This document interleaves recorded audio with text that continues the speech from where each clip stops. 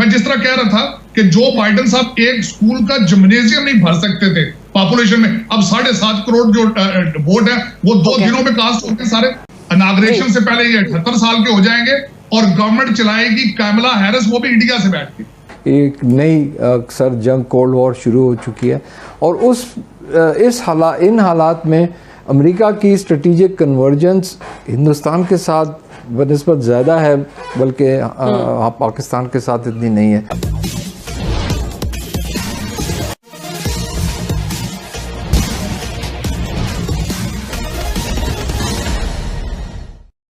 कोई भी नई एडमिनिस्ट्रेशन आती है तो आखिर कुछ चेंजेस आएंगी, कुछ तब्दीलियां आएंगी या नहीं, इन तमाम चीज़ों के हवाले से बात करेंगे। जो बाइडेन साहब एक स्कूल का जिम्नेजियम भी नहीं भर सकते थे, लेकिन अब 7 करोड़ से ज्यादा वोट वो 3 दिनों में ले गए। ये बिल्कुल एक new phenomena for me as well. हमारे को सिर्फ पाकिस्तानियों को टेस्ट नहीं है सोशलिज्म का, यहाँ दुनिया को पता है कि सोशलिज्म क्या है। अब उसके बाद मैं आपको बताना चाहूंगा, बिल्कुल ये मेरे लिए बड़े मोहतरम है। अब उसमें मैं बताना चाहूंगा, पाकिस्तान में भी मेरे कई भाई ऐसे एंकर हैं जो बाइडेन को इस दफा और पिछली दफा हिलरी को सपोर्ट करते थे। मैं यहाँ पाकिस्तान को ये करेक्शन जरूर देना चाहूंगा कि बराक हुसैन ओबामा ने जितने ड्रोन मारे पाकिस्तान पे, आप प्लीज उनके लिए तैयार रहिएगा। उसकी वजह है सबसे बड़ी, सितंबर 11 के बाद जो बाइडेन साहब सारी डिक्टेशन अपनी पेंटागन से और एस्टेब्लिशमेंट से लेते हैं। एक तो ये बताना चाहूंगा। अब मैं आप बताना चाहूंगा कि पेंसिल्वेनिया और जिन स्टेटों का आप जिक्र कर रही हैं वहां क्या सूरत हाल है। पेंसिल्वेनिया में किस तरह जो बाइडेन जीत सकते हैं, 2 चीजें बताना चाहूंगा। एक तो फिलाडेल्फिया अभी जल रहा है, 30 वहां के पुलिस वाले हॉस्पिटल्स में पड़े हैं, कुछ बहुत क्रिटिकल हैं। और आपको बताना चाहूंगा कि पेंसिल्वेनिया की जो सबसे इकोनॉमी की सबसे बड़ी सोर्स है वो फ्रैकिंग है, माइनिंग है, और जो बाइडेन साहब उसको बंद करने के लिए फिर रहे हैं। मेरी समझ से बाहर है कि वहां से ये किस तरह जीत जाएंगे। अब मैं दूसरी बात एक बताना चाहूंगा इसमें कि परसों इन्होंने हमारे एरिक ट्रंप ने और जुलियानी साहब ने जाके जुलियानी साहब ने प्रेस कॉन्फ्रेंस की, और उसमें जुलियानी साहब जो कि बहुत मजे में वकील हैं, रेफरेंस के बगैर उन्होंने किस तरह कह दिया कि रात के 2 बजे 1,30,000 वोट आए हैं और रात के 4 बजे वो आपके कंप्यूटर में आ गए।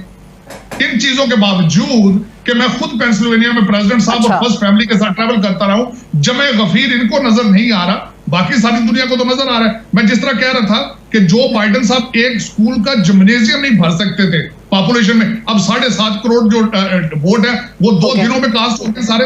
इनॉग्रेशन से पहले ये 78 साल के हो जाएंगे और गवर्नमेंट चलाएगी कैमला हैरिस, वो भी इंडिया से बैठ के।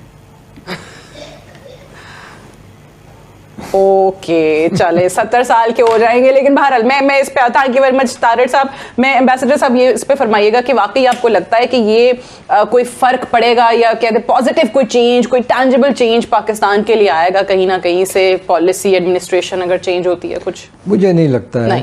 अच्छा। क्योंकि देखें, अमेरिका अपने मफाद की वजह से जो भी करेगा वो अपने मफाद के लिए करेगा, और हमें इसकी बिग पिक्चर देखनी चाहिए। और बिग पिक्चर ये है कि एक नई सर जंग शुरू हो चुकी है अमेरिका और चीन के दरमियान, और उस सर जंग में अमेरिका हिंदुस्तान के साथ मिलके चीन को कंटेन और कन्फ्रंट करना चाह रहा है। और एक ये जो स्ट्रेटेजिक पार्टनरशिप जो डेवलप हो चुकी है हिंदुस्तान और अमेरिका के दरमियान, ये ट्रंप साहब के ज़माने में नहीं हुई थी, ये तो पहले ओबामा और उससे पहले जॉर्ज बुश के ज़माने से। तो ये सिलसिला मेरे ख्याल में चलता रहेगा, क्योंकि जैसे मैंने आपसे अर्ज़ किया कि ये एक सर जंग है चीन के ख़िलाफ़, और उसमें हिंदुस्तान इनका हामी है और पार्टनर है अमेरिका का। तो उस के नज़रिए से अगर हम देखें तो पाकिस्तान को जो नुकसान होगा आगे जाके वो वही चीज़, क्योंकि यही पॉलिसी अमेरिका की तरफ से चलेगी। क्योंकि जब अमेरिका हिंदुस्तान की काबिलियत बढ़ा रहा है, उसकी दिफाई काबिलियत बढ़ा रहा है चीन के ख़िलाफ़, वो दिफाई काबिलियत हमारे ख़िलाफ़ भी इस्तेमाल हो सकती है, नंबर 1। दूसरी चीज़ ये है कि जो हिंदुस्तान उनका जब हामी है, तो जो हिंदुस्तान हमारे ख़िलाफ़ इल्ज़ामात लगाता है दहशत गर्दी का और दूसरी चीज़ों के बारे में, तो वो भी उनकी हामी भरेंगे अमेरिका से भी, जिस तरह से ट्रंप साहब के साथ हो रहा था या पहले ओबामा प्रेसिडेंसी में भी ये हो रहा था। तो मैं खुद जो है ना ऐसी कोई कंटिन्यूटी देख रहा हूँ अमेरिकन पॉलिसी में पाकिस्तान के वो तब्दील होती आपको नहीं दिखाई देगी जो प्रेसिडेंट ट्रम्प के दौर में या उनसे पहले जो चलती आ रही है? आप कह रहे हैं कि अगर जो बाइडेन भी बनते हैं प्रेसिडेंट तो वही चीज चलेगी, राइट? देखिए, बड़ी सादी सी कहानी है। जैसे आपके दूसरे मेहमान इन्होंने बोला कि जी अमेरिका को जो फायदा होगा वो उस तरफ जाएंगे। बेसिकली हर नेशन यही करती है, हर मुल्क यही करता है। पाकिस्तान को जिस चीज का फायदा होगा पाकिस्तान उसके ऊपर बात करेगा। पाकिस्तान अगर चाइना की तरफ लीन कर रहा है आज तो उसको उसको फायदा नजर आता है तो वहां पे कर रहा है ना। जब उसको अमेरिका के साथ कोई रिलेशनशिप में फायदा नजर आएगा तो ये चीजें चेंज होती रहती हैं। जो लोग ये सुबह से शाम तक ड्रोन को अलापते रहते हैं ना, तो उनके लिए तो मैं सिंपल मैसेज बोलूंगा, भाई उस वक्त बराक ओबामा या अपना जॉर्ज बुश थे इधर यहाँ पे प्रेसिडेंट, और उस तरफ वहां पे मुशर्रफ थे। तो अब वो इस वक्त सिचुएशन वो नहीं है। अभी जो प्रेसिडेंट होने जा रहे हैं वो बाइडेन है और वहां पे इमरान खान बैठे हैं। तो ये जो इनकी आपस में कन्वर्सेशन होगी, that different people, different policies, different style and different thought process, ये उस तरह नहीं होगा जिस तरह पहले। अब जो ड्रोन यहाँ पे आप जिसकी बात करते हैं उनको उड़ाया भी बलूचिस्तान से जाता था। अब ये मतलब don't start that what you don't know. मैं आपको बड़े मजे की बात बताती हूँ। आप सोशल मीडिया देखिए, पाकिस्तान का सोशल मीडिया देखिए, कुछ लोग नवाज शरीफ साहब की जो बाइडेन से मुलाकात की तस्वीर है वो लगा रहे हैं कि आप पाकिस्तान में भी वो देखें कि लोगों को लग रहा है कि अगर जो बाइडेन प्रेसिडेंट बनता है तो वो नवाज शरीफ के साथ कोई बहुत ही बड़ा कोई सपोर्टर या कुछ है, और इमरान खान जो है उनका क्या बनेगा जी, प्राइम मिनिस्टर साहब का क्या बनेगा, वो तो नवाज शरीफ साहब के साथी और सपोर्टर है। ये पाकिस्तान और पूरा सोशल मीडिया जो इस चीज के पीछे चल रहा है। जी, मैं आपको एक फोटो भेजूंगा 2008 की। इमरान खान साहब को जो बाइडेन उस वक्त फॉरेन पॉलिसी के चेयर होते थे सेनेट में, उन्होंने इनवाइट करके अपने सेनेट के अंदर, उस इमरान खान उस वक्त किसी जगह के कोई, मेरा ख्याल उनके पास एक सीट अपनी ही थी सिर्फ, और उनसे मुलाकात की, और वो मुलाकात काफी लंबी, कुछ घंटे से ज्यादा वो मुलाकात की। तो ये चीजें नहीं है। People like to engage with each other. अब डोनाल्ड ट्रंप साहब अगर किसी से खुश होकर मिले हैं तो उसके बाद वो अगले मतलब उनकी पॉलिसीज में चेंज एक मीटिंग से नहीं आ गई, तो ये कहीं पे भी नहीं आती। हमें तो उसके लिए बड़ा लंबा काम करना पड़ेगा, बहुत नेगोशिएशंस करनी पड़ेगी, हमें एक स्ट्रेटेजी बनानी पड़ेगी। ये इट्स नॉट एज सच कि भी इसको हम कहें जी कि मैं जो बाइडेन के साथ हूं तो आप देखें क्या चेंजेस आए। It's not like that. हर मुल्क अपनी उसके ऊपर जो स्ट्रेटेजिक पॉलिसीज बनाता है और हालात को देखते हुए। नहीं, देखिए, मैं तो ज़मीर अकरम साहब ने जैसे आपसे कहा कि उनकी पॉलिसी, इंटरनेशनल पॉलिसीज जो हैं वो एक लॉन्ग टर्म बुनियाद पे कायम होती हैं। हमारी तरह बंदों के साथ तब्दील नहीं होती कि एक बंदा आज आ गया तो उसने ये बात कर दी, कल कोई और आया तो वो किसी और तरफ चल पड़ा। ऐसा मामला नहीं है। वो अपनी जो पॉलिसी है उसको लेके चलेंगे, और पॉलिसी उनकी ज़मीर अकरम साहब ने आपको बता दिया। देखिए, बुनियादी तौर पर वहाँ पे इसका जो बाइडेन का आना जो है क्यों शायद मैं समझता हूँ मुफीद हो, दुनिया के लिए क्यों मुफीद हो, पाकिस्तान के लिए क्यों मुफीद हो। सही। अच्छा, एक चीज एम्बेसडर साहब ये बताइएगा कि जिस तरीके से पाकिस्तान के साथ जब भी जो अमेरिका का रवैया या जो भी पॉलिसीज हैं, पाकिस्तान को एक पर्टिकुलर लेंस से, अफगानिस्तान के लेंस से जो है वो देखा जाता है। ज़ाहिर है डायलॉग की जरूरत पड़ी, आपने बातचीत करनी है तो पाकिस्तान हो गया, लेकिन आपको क्या लगता है कि पाकिस्तान किस तरीके से एक मल्टीलैटरल अरेंजमेंट या एंगेजमेंट कैसे कर सकता है? कि हमारी अपनी कहीं पर कोई कमी है क्योंकि हम भी शायद उस चीज से बाहर नहीं निकल पा रहे। अफगानिस्तान जैसा कॉम्प्लेक्स मसला जो है सिर्फ उसी की हद तक हम महदूद होकर रह गए। बदकिस्मती से हमारी जो ताल्लुकात रहे हैं अमेरिका के साथ माजी में और अभी भी, वो एक ट्रांजैक्शनल रिलेशनशिप रही है। जब भी अमेरिका को पाकिस्तान की ज़रूरत पड़ती थी वो हमसे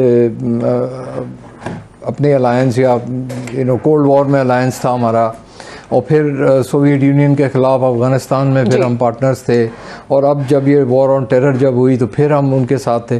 तो ये एक ट्रांजैक्शनल रिलेशनशिप रही है। अमेरिका की तरफ से पाकिस्तान जो है उसकी स्ट्रेटिजिक कन्वर्जेंस नहीं रही आज अभी दिस इन्वायरमेंट। जैसा मैं पहले आपसे अर्ज़ कर रहा था, एक नई अक्सर जंग कोल्ड वॉर शुरू हो चुकी है, और इन हालात में अमेरिका की स्ट्रेटिजिक कन्वर्जेंस हिंदुस्तान के साथ बनिस्बत ज़्यादा है, बल्कि पाकिस्तान के साथ इतनी नहीं है।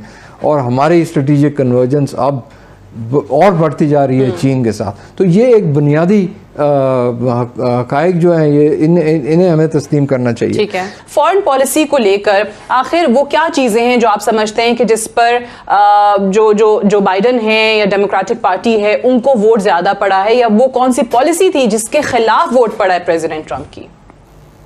देखें जी, जहां तक ग्लोब के ऊपर दुनिया में रिलेशनशिप है, एब्सोल्युटली राइट, इनका कोई पॉलिसी नहीं थी हमारे पिछले 4 साल के अंदर, वो एज नीड बेसिस। लेकिन उससे अगर पीछे चले जाएं तो ये कोई 50 to 70 ईयर की एक डिप्लोमेसी थी और एक तसलसल था उसमें। रिपब्लिकन डेमोक्रेट प्रेसिडेंट जो आते जाते रहते थे, लेकिन उस पॉलिसी का तसलसल हमेशा से चलता रहा। थोड़ा बहुत एग्जीक्यूशन के अंदर आगे पीछे होता था, प्रेफरेंस हल्की फुल्की चेंज हो जाती थी, lean towards one little bit more, लेकिन वो एक पॉलिसी का तसलसल था। अब वही तसलसल इन 4 साल को निकालने के बाद वापस जुड़ जाएगा। लेकिन यहाँ जो पाकिस्तान और जो अमेरिका के मामले में एक थोड़ा सा ऐड करूंगा, हम सब जब बात करते हैं, आप भी, आप एंकर्स भी, तो हम उसमें पाकिस्तान का पर्सपेक्टिव और नैरेटिव को हमेशा से या तो कभी डिस्कस ही नहीं करते या भूल जाते हैं। पाकिस्तान एक सॉवरेन कंट्री है, उसकी अपनी पॉलिसीज है, उसका अपना एक इंटरेस्ट है। मैं समझता हूँ कि पाकिस्तान, ये जो अमेरिका और पाकिस्तान का रिलेशनशिप पीछे गया है ना, उसमें अमेरिका का रोल कम है, पाकिस्तान का रोल ज्यादा है। मेरी जाती राय है कि एग्जीक्यूशन जो थी CPAC की, उसके लिए पाकिस्तान ने अमेरिका से डिस्टेंस किया खुद को, ताकि वो एक तरफ अपना जो एक रख के रुझान और दाएं बाएं डिस्कशन और डिक्टेशंस लेने की जरूरत नहीं है। That's what they did. उसकी वजह से अब उसको मेरी राय में वो ऐसे होना नहीं चाहिए था, क्योंकि अमेरिका को मुकम्मल तौर पे रूल आउट नहीं करना चाहिए था। नवाज शरीफ के दौर के अंदर फॉरेन मिनिस्टर ही नहीं है आपके पास, आप अमेरिका आए ही नहीं है, आपकी कोई मीटिंग ही नहीं हुई, आपने कोई बात ही नहीं की इसके ऊपर। और आज भी मैं कहता हूँ, मैं 2 सेनेटर्स के साथ पाकिस्तान जब आया था तो मैं वहां पे मैंने ये जो सिचुएशन ग्राउंड के ऊपर देखी है, Americans are not as engaged in Pakistan as they used to be। तो ये चीजें वापस अगर आपको लानी है तो उसके अंदर हमने इंटरेस्ट चेक करने हैं। आप अगर हमसे जुड़ा रहना चाहते हैं तो कृपया मेरे चैनल को सब्सक्राइब करें तथा बेल आइकन भी दबा दें, ताकि नई वीडियो की जानकारी तुरंत आप तक पहुंच जाए। धन्यवाद। जय हिंद।